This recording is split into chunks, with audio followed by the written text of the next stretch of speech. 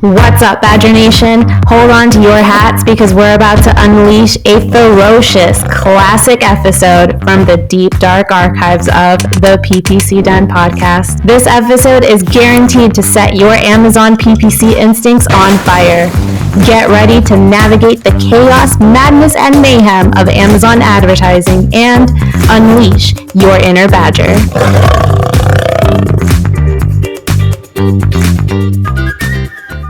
Let's take two Amazon advertisers, Scared Sammy and Aggressive Andy.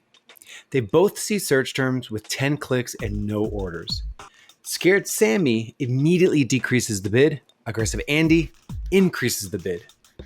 Who made the right move? By the end of this episode, we'll help you understand what decision to make and when and how to elevate your Amazon PPC management.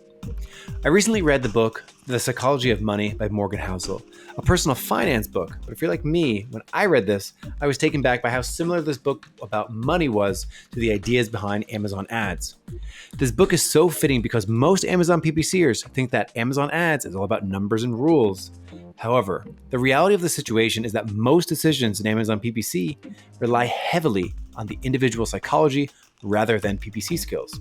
Here are my two biggest takeaways from reading the book, as well as a strategy that I use to better manage my keywords and search terms using psychology. The first takeaway I took out of the book was the importance of luck. It talks about famous investors and stories you hear from friends, and most of the time it involves about luck and just happening to get the timing right as opposed to skill.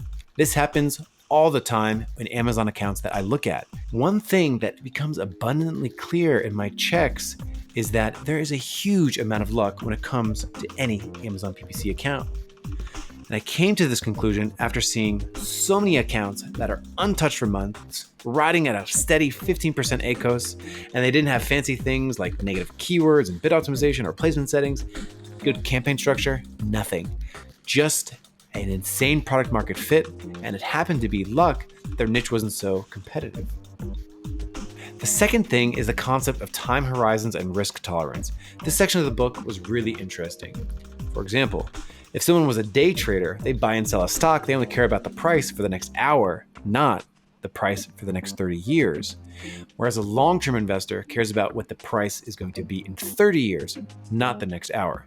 This applies to Amazon ads in such an obvious way. If you're a first-time Amazon-based entrepreneur and you're launching a new campaign on a tight budget as a side gig, you're going to have massively different temperament when it comes to profitability and launching products compared to a seasoned e-commerce entrepreneur who's going to run an 80, 90, 100% ACOS in the first few months to rank a product really well. Now, this segues into the third concept of the book, the bias of recency. It basically says just because a stock went up a lot recently doesn't mean in the long term it will.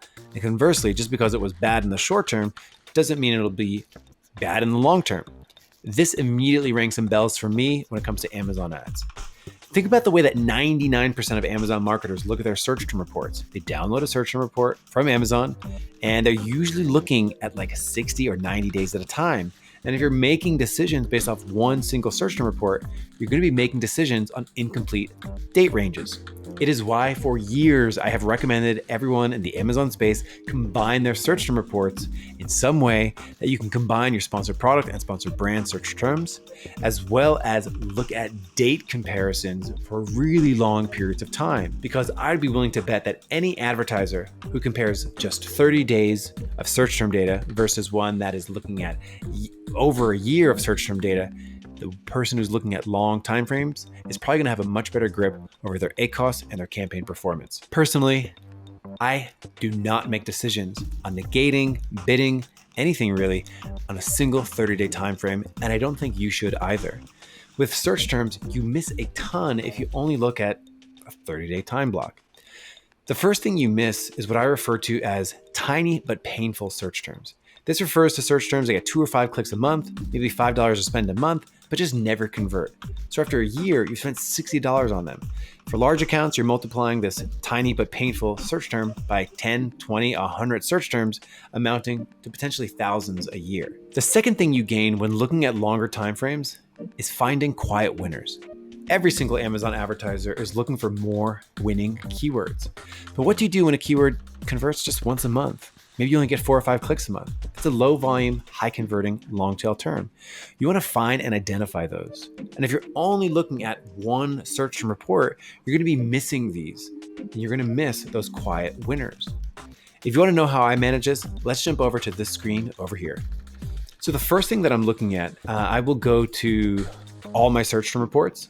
And what this does is this combines my sponsored products and my sponsored brands. There's lots of ways to do this. This is the way that I do it. The next thing that you would do is essentially start at the 30-day time frame. I like starting here to just get a good monthly pulse of these search terms. And you can see that if I were to go into Amazon, sometimes it can take minutes to download these big search terms reports. In this particular case, I've got 15,000 of them. Now, in order to find some of these terms that I'm looking for in terms of the quiet winners and the tiny but painful, I'm going to need to, after I do my sort of 30-day time scan, I'm going to need to go to a longer date range. So I'm going to select year to date. In this case, I'm recording this in September, so I've got 257 days of data to look at.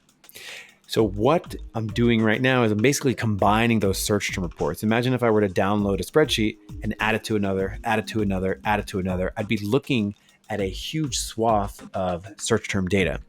What I can then do is basically run my filter. Is there anything in here that's above my threshold of maybe 20 clicks without an order to consider to negate, pause, restructure in some way? So I would go ahead and do that. So once I do that, I can see these terms that have cost me money without orders. You know, every single one of these terms is going to have 20 clicks over the without any orders over the course of the last 257 days.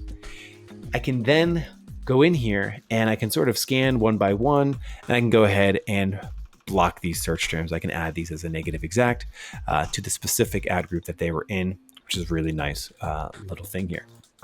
So I would go ahead and do that. Do a couple of those, get a little summary. Okay, that's great.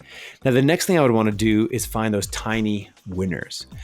So those tiny winners are going to be terms that when I look at it over a short time frame, I would miss, but over a long time frame, I want to find things, you know, between 5 and 10 orders over the course of a year. So I could go ahead and run that from a similar filter, but this time looking for those tiny winners. So I would go in here, and instead of orders equals 0, I'm going to do clicks above 20, and then orders over 1, and also orders less than 10, because I'm looking for those tiny winners, the ones that over the course of 10 months here eventually get at least one order a month with a meaningful click volume of about 20 clicks over the course of a year. Again, what this allows me to do is basically find these tiny winners that were hiding potentially in my campaigns so that I can make some decisions. I can pool them together into a modified broad or a phrase.